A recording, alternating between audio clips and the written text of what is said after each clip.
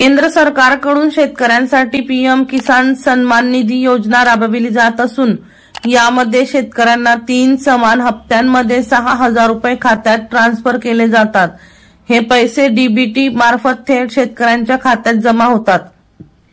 या योजनेचे एकूण 17 हप्ते आतापर्यंत देण्यात आले आहे। अशातच आज शेतकऱ्यांच्या खात्यात किसान सन्मान निधीचा 18वा हप्ता जमा करण्यात आला आहे। पंतप्रधान नरेंद्र मोदी आज महाराष्ट्र दौऱ्यावर होते। यावेळी त्यांनी तब्बल 9.4 कोटी शेतकऱ्यांना 20,000 कोटी रुपये ट्रान्सफर केलेत।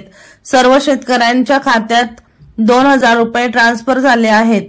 पीएम किसान सन्मान निधी अंतर्गत आजवर शेतकऱ्यांना केंद्र सरकारकडून एकूण 3.45 लाख कोटी रुपये पाठवण्यात आले आहेत। या कार्यक्रमावेळी राज्यपाल सीपी राधाकृष्णन आणि केंद्रीय कृषी मंत्री शिवराज सिंग चौहान उपस्थित होते।